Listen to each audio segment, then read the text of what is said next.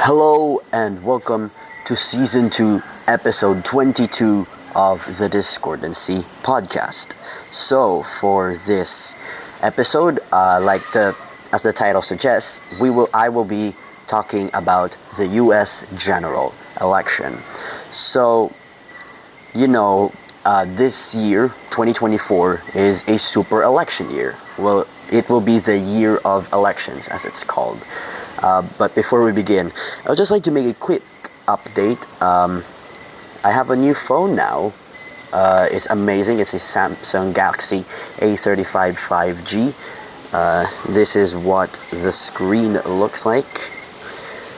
It's amazing, and it's just all around a very great phone.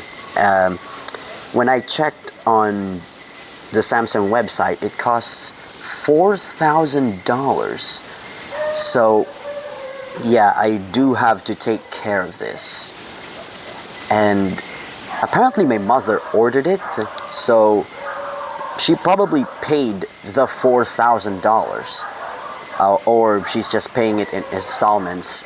Like, I don't know how much it costs, maybe $20 every month. So that is a lot more manageable than just paying full price at once. So Anyways, as I was just saying, I did talk about the U.S. presidential election, but I misled you a bit by calling it the U.S. general election. I should have just called it the U.S. presidential election, because there are more positions than just the presidency at stake here. The presidency and the vice presidency and all the other executive positions up for election. I will also be talking about the U.S. House of Representatives and its election and its 435 seats up for grabs, and the Senate elections and its 33 seats up for grabs. So it's a total of about 460 people up for election this coming November 5th, in the US at least. Here it's probably going to be Wednesday, November 6th. Anyways, let's talk about the US presidential election once again. So, the 2024 U.S. presidential election will be the 60th quadrennial presidential election. Quadrennial means once every 4 years. And it's set to be held on Tuesday, November 5th, 2024. Voters in each state and the District of Columbia will choose electors to the Electoral College, who will then elect a president and vice president for a term of 4 years. Is it? Yeah, okay, good. So, let me just quickly explain what the Electoral College is. So, let me just...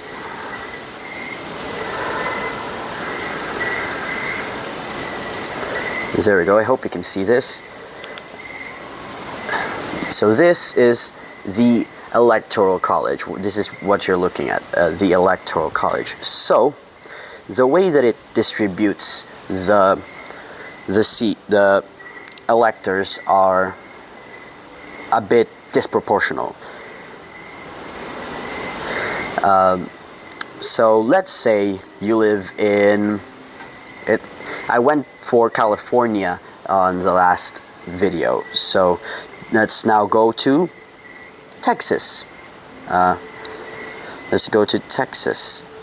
Texas has 40 electoral votes, which means it has 38 congressional seats, which means it has 38 members of Congress representing the state of Texas, and it also has 2 electors, making it 40 electoral votes. Because the way the Electoral College works is that it consists of the entire membership of the House of Representatives and the Senate. So that's the entire Congress, making it 535. Then you add 3 more districts from the District of Columbia, making it 538. Because, of course, you need representation in the electoral college, especially if you're the capital of that country. You know that. Yeah. Anyways, let us take a look at Texas's population. It currently has 30.9 million people, which makes the distribution equal to let's see, 40, no, 39.9 million divided by, that is one vote. That is one electoral vote for every 772,000 people. That is indeed a lot of people. Hold on. Let me just...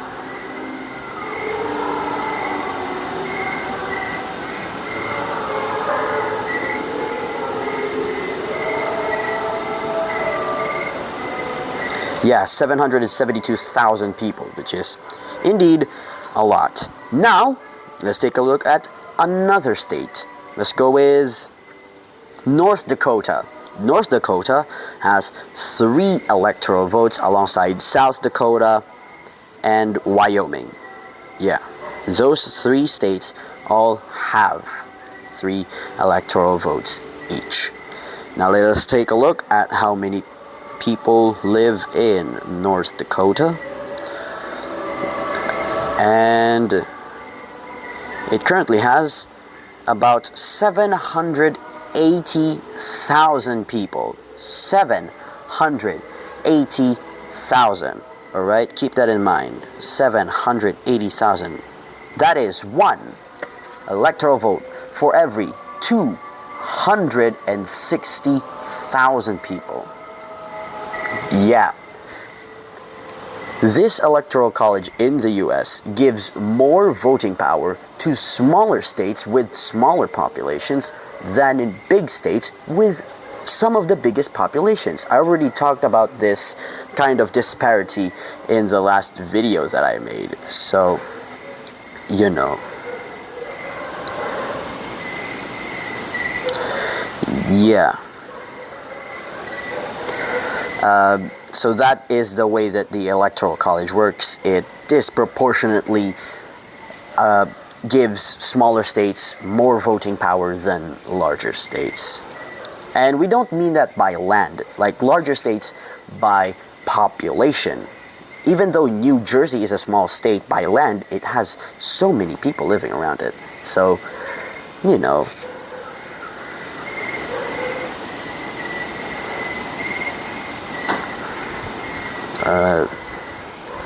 That is indeed a bit odd and undemocratic, as I would say. So, the current candidates for this election, how many? Oh, 8 minutes. Okay, never mind. So, for this election, the people running for the presidency are Kamala Harris for the Democratic Party and Donald Trump for the Republican Party. Their running mates are Tim Walz from Tim Walz for the Democratic Party and J.D. Vance for the Republican Party. The home state of Kamala Harris is California, while the home state of Donald Trump is Florida, even though, yes, he was born in New York. So,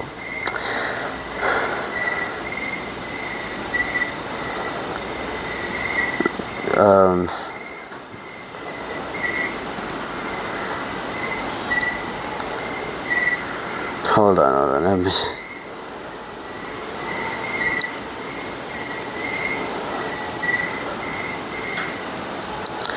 I will be right back after this. Stay tuned. Just wait. While you wait, please look at whatever that is. All right.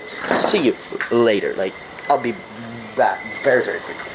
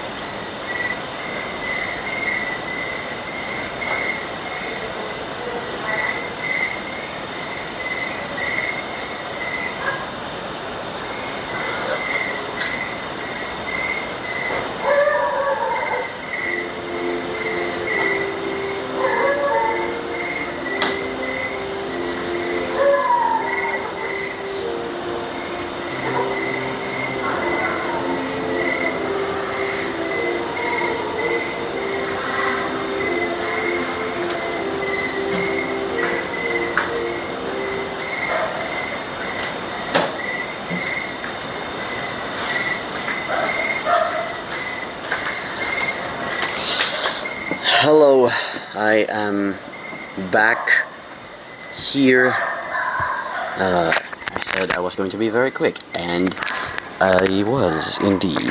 So let's continue to where we left off, which is where where did I left off? Man, I don't know. But I think it was the fact that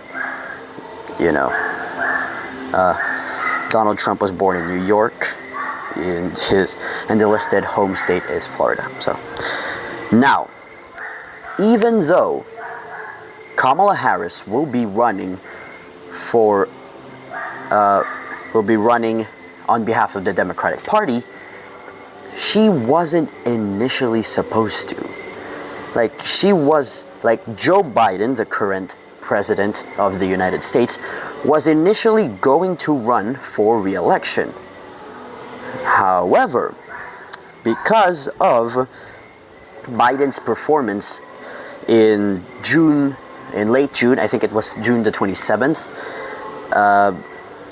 in this debate with him against Trump on a presidential debate on CNN, Biden's performance there intensified concerns about his age and health and led to calls within his party for him to leave the race.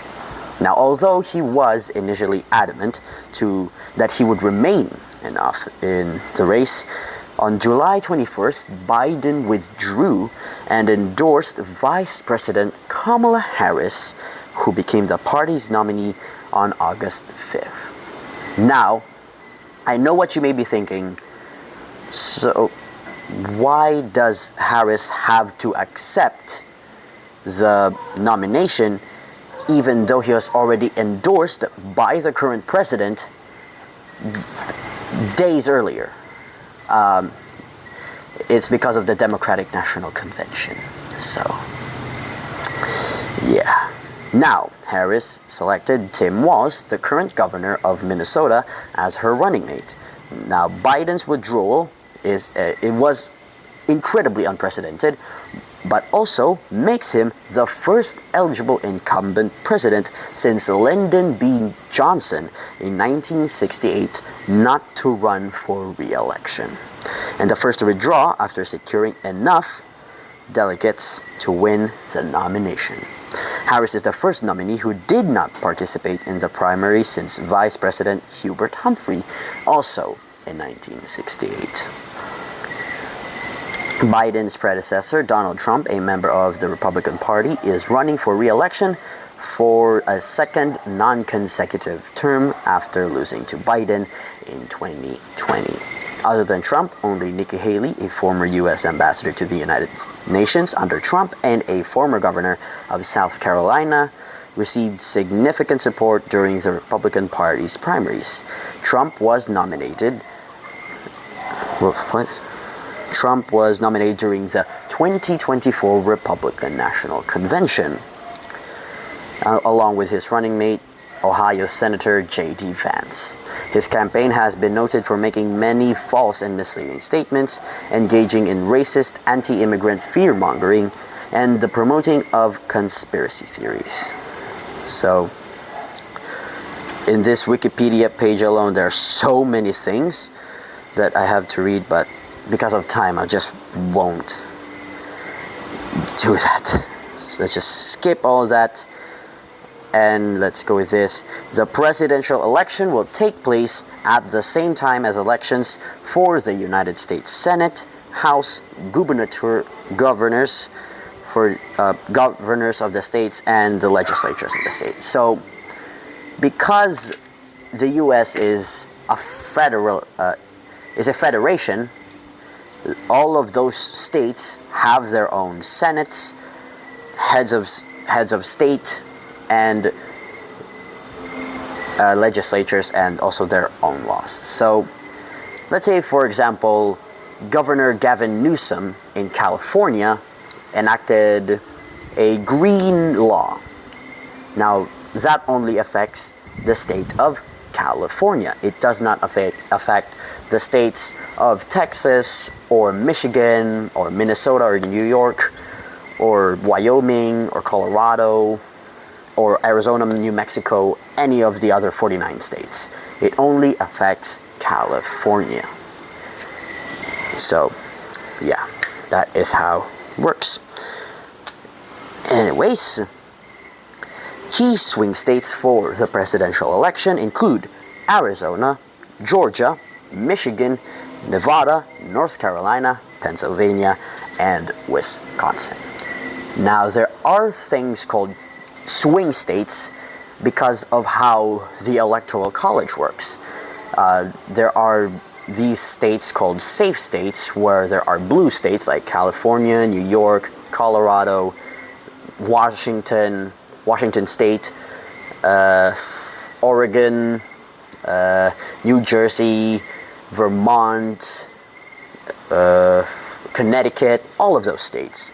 Those states are considered blue states. They're also safe states because they are guaranteed to go blue in any and all presidential elections. While on the other hand, there are red states. States like Texas, Florida, South Carolina, Tennessee, not Georgia. What other states? Alabama, Mississippi, Louisiana, of all states. Louisiana. Wyoming is a red state. What else? Utah is a red state, I think. North Dakota, South Dakota, Nebraska, and Maine. But we'll get to those two states in a bit. Leading campaign issues are abortion, the economy, healthcare, education, border security and immigration, climate change, democracy, foreign policy, and LGBTQ rights. Oh wow, I've been yapping for 19 minutes already. The winners are scheduled to be inaugurated on January the 20th, 2025 as the 47th President and 50th Vice President of the United States. Now, let us take a look at, see.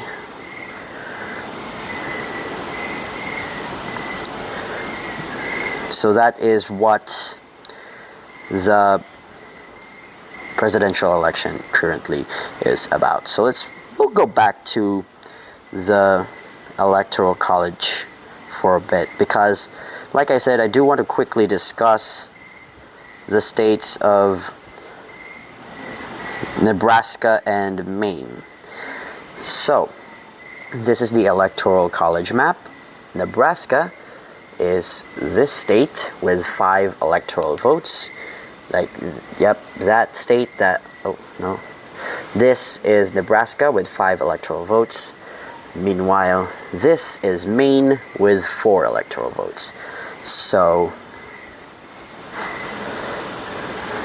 the way that Maine and Nebraska elect their representatives, elect in the U.S. presidential election is, unlike the other 48 states, where it's a winner-take-all system, where regardless of if you won 51%, 60%, 77%, 85%, or even 99% of the popular vote in that particular state, you get all the electoral votes.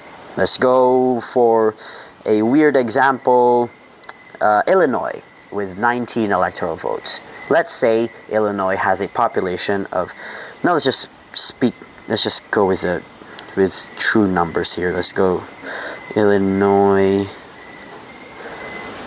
population currently has 12.5 million people. So a majority of that is 6.25 million people. So it's about 6.3 million people needed to gain a majority and win Illinois. Let's just go with 12.5 million voters. Yes, that does include children, but for the sake of simplicity, let's just go with 12.5 million voters. So, those 12.5 million voters will be voting in Illinois. There are county precincts, there are tiny precincts that they have to go to cast their votes, and then they will be counted and certified, counted and certified. Now, regardless of if a particular candidate got 6.25 million people, or 6.3 million people, or 7.2 million people, maybe 9 million people, or even, let's go with 12.4 million people, regardless of those numbers, like as long as a particular candidate gained more than 6.25 million voters, that candidate gets all 19 electoral votes. They are not distributed proportionally based on the popular vote. However, there are two exceptions: Nebraska and Maine. Nebraska and Maine split their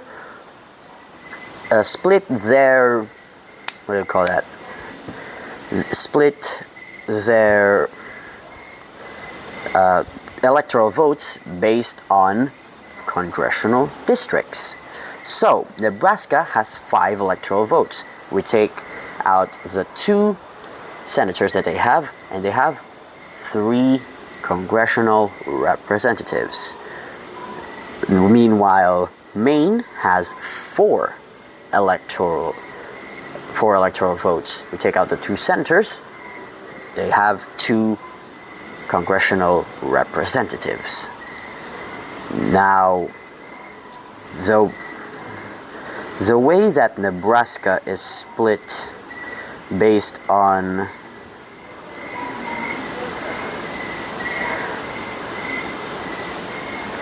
So this is basically how Nebraska splits its votes. Look at that. This big red thing is 3 electoral votes, because this, it's actually just 1, because this is for the 1st congressional district. Meanwhile, this one is the 3rd congressional district, like this tiny portion here. And then that blue dot right there is its capital, Omaha, and it's considered a blue dot on the Electoral College because it's a tiny Democratic blue dot on the Electoral College. So this is how Nebraska splits its votes. So yeah. By the way, the 2 remaining electoral votes that they do have, aside from these 3, are accounted by the popular vote. Like whoever wins the majority of the votes in Nebraska overall gains those 2 electoral votes. Meanwhile, Maine splits its congressional votes, its congressional districts, like this. Once again, like Nebraska, the 2 electoral votes are accounted by the popular vote, where the person who won overall in Maine gets 2 electoral votes. Meanwhile, the person who won this congressional district gets that electoral vote and this one too. So yeah, like Nebraska, there is a considerable split. So that is how confusing the Electoral College works.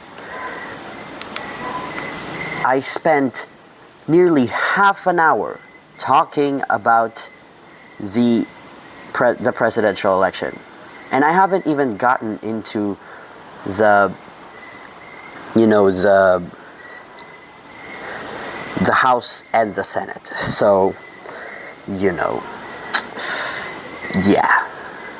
So let's take a quick look now.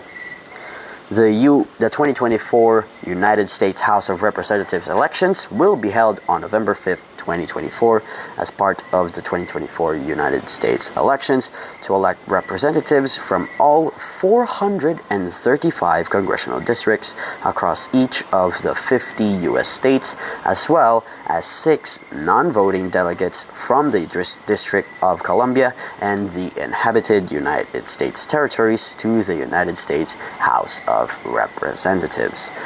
Special elections have also been held on various states in 2024.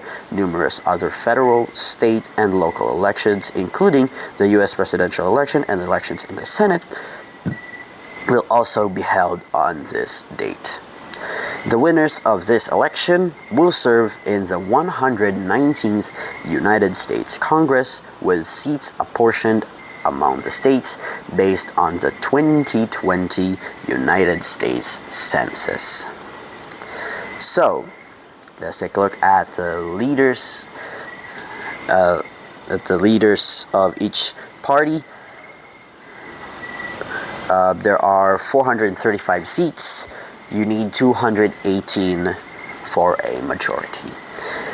The leader of the governing party in the House of Representatives are the Republicans, led by Mike Johnson, and has been the leader since the 25th of October 2023, with his seat being Louisiana's 4th. The last election was 222 seats, or 50% of the population. Current seats are 220, and the seats needed for a majority are nothing. They just have to keep that 220 seats.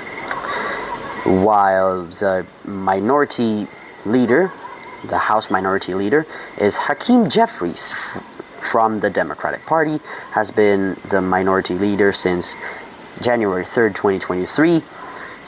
He's representing New York's 8th District, and the Democratic Party currently has 213 seats.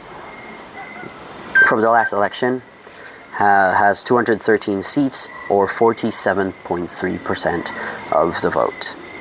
They currently need They currently have 212 seats, and they need 6 seats for majority.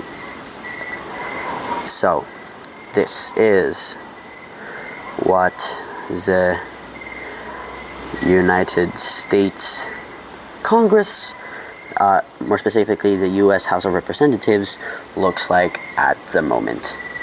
Boom. So much red. I know it's a bit infuriating, but you know, it's the way it is. Now, the House Republican Conference has been led by Mike Johnson since October 2023, following the removal of Kevin McCarthy as Speaker of the House and the Speaker election which elected him. He is the first congressman from Louisiana to be elected Speaker of the House. With this election of Hakeem Jeffries as leader of the House Democratic Caucus, this is set to be the first House election since 2002 in which the Democratic Party will not be led by Nancy Pelosi. Jeffries is the first African American in the history of Congress to serve as leader of either party, and the first congressman from New York to do so since Bertrand Snell's retirement in 1938. This election is expected to be highly competitive, with forecasts suggesting less than a 5-seat difference between the two parties.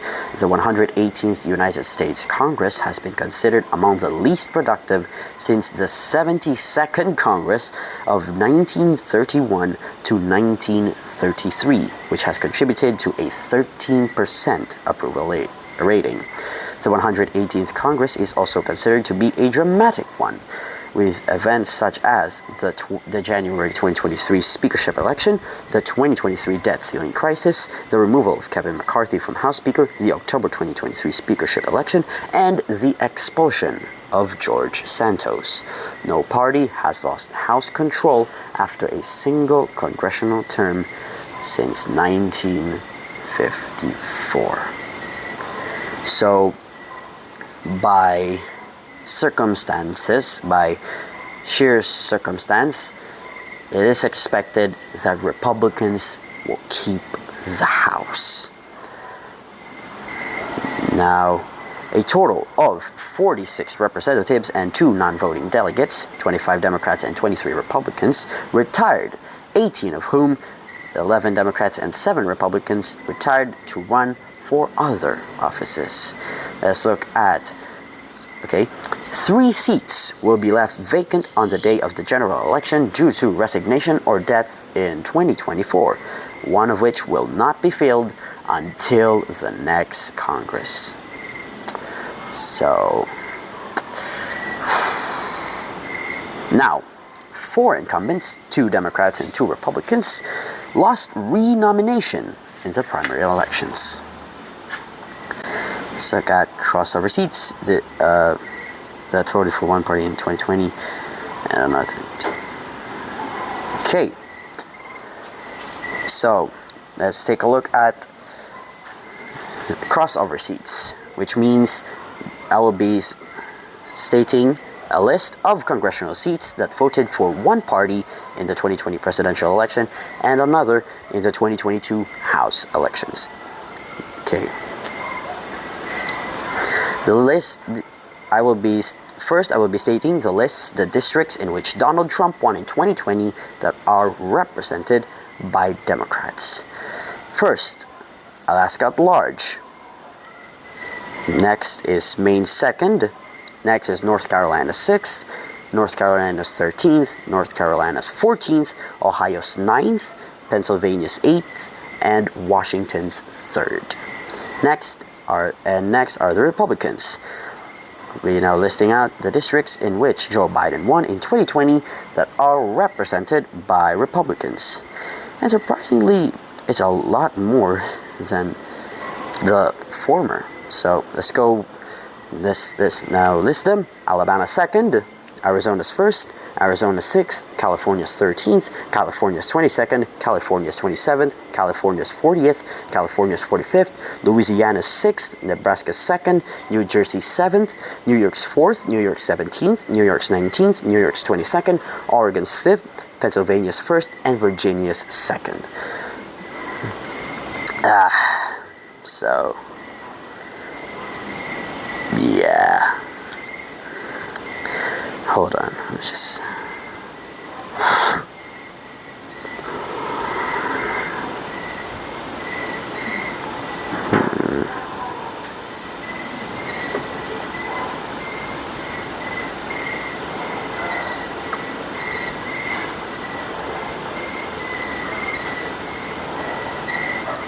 Now, let's take a look at special elections. Ooh. There are 8 special elections scheduled in 2024 to the 118th United States Congress, listed here by date and district. So, let's take a look.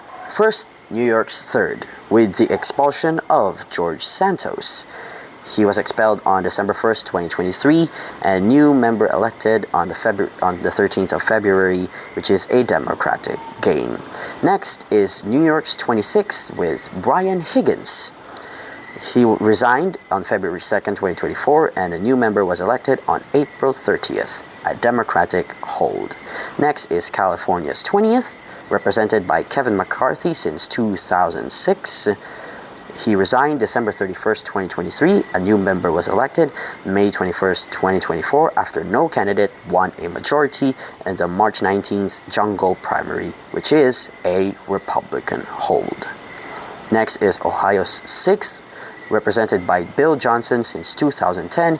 He resigned on January 21st, 2024. A new member was elected on June 11th, a Republican hold.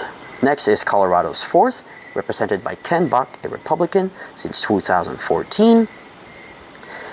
He resigned on March 22nd. A new member was elected on June 25th, a Republican hold.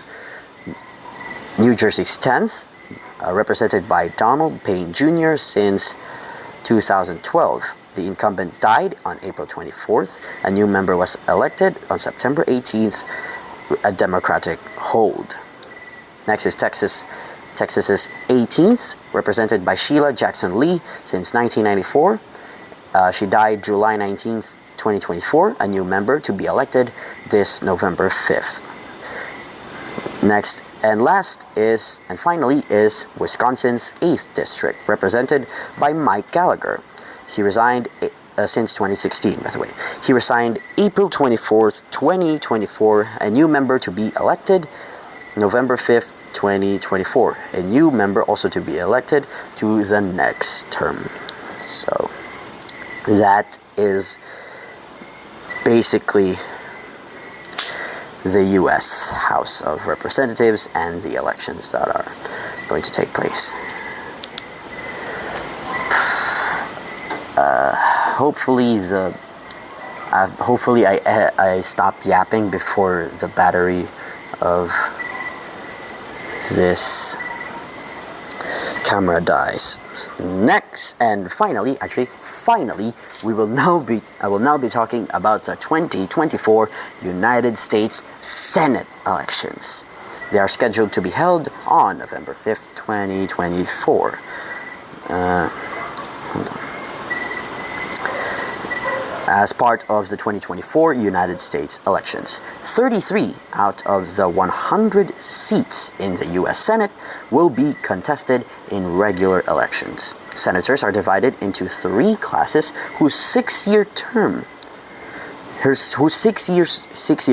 are staggered so that a different class is elected every 2 years. The current class that will be elected are the first class. They've been in power since 2016. No, actually, 2000. No, 2018. Sorry, 2018. So.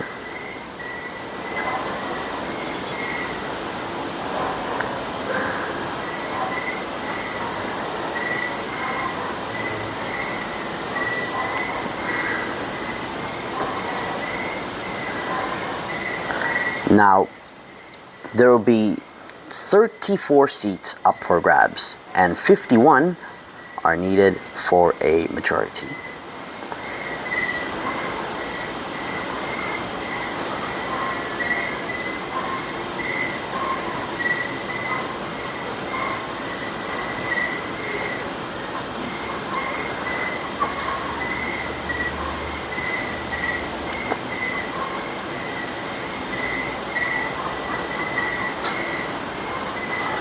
Now, again, I will be stating the leaders of the Senate, the majority and the minority leaders. The majority leader is Chuck Schumer from the Democratic Party. He has been the leader since January 3rd, 2017. His seat is in New York. The current seats are 47. Seats needed, not really. Seats up for grabs, 19. Meanwhile, the minority leader is Mitch McConnell, who is retiring as leader, so he will not be running for re-election in the state of Kentucky. He has been leader since January 3rd, 2007, so his term is older than me. How is that? Like, I get why he's retiring. His term alone is older than me, just by 6 months though, so not really much of a big gap. His seat is in Kentucky. Like I said, the current seats of the Republican Party are 49. Seats needed up for grabs are seats needed to gain the majority, 2 or 1 vice president to break the tie whenever it comes to Senate votes.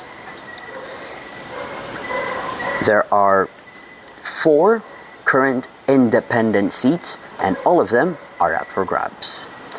So this is the current seat, the current state of the United States Senate. Let's just, yep, there we go. Now, as of October 2024, 26 senators, 15 Democrats, 9 Republicans, and 2 independents are seeking re-election in 2024. 2 Republicans, Mike Braun of Indiana and Mitt Romney of Utah, 3 Democrats, Ben Cardin of Maryland, Tom Carper of Delaware, Debbie Stabenow of Michigan, and 2 independents, Kirsten Sinema of Arizona and Joe Manchin of West Virginia, are not seeking re-election.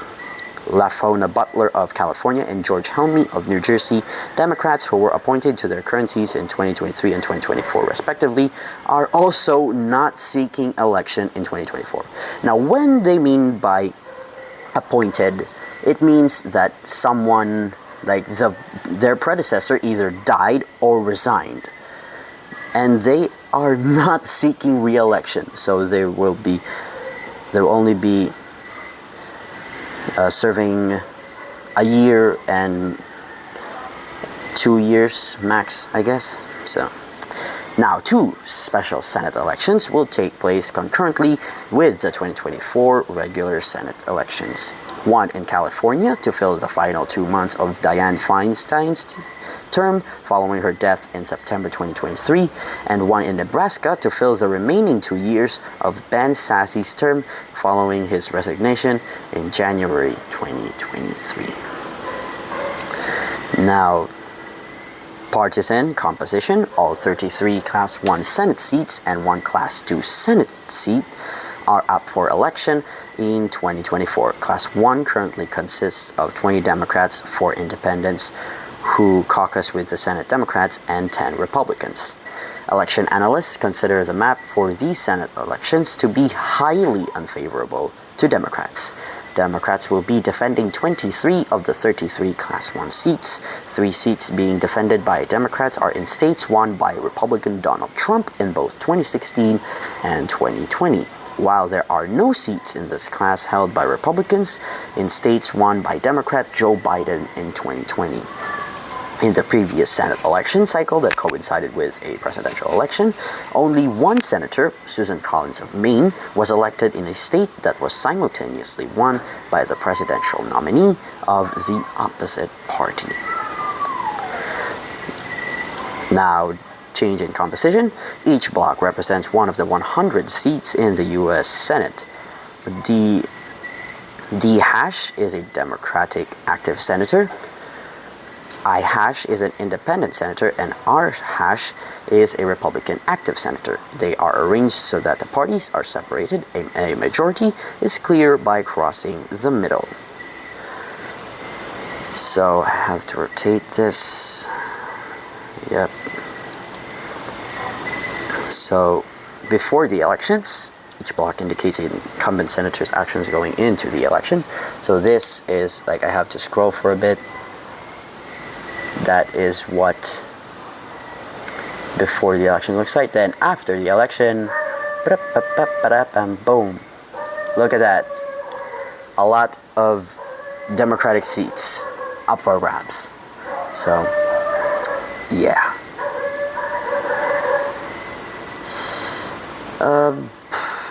I guess that is it for now.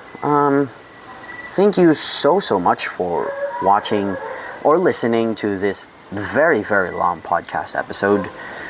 And I'll catch you in the next one. Alright, goodbye.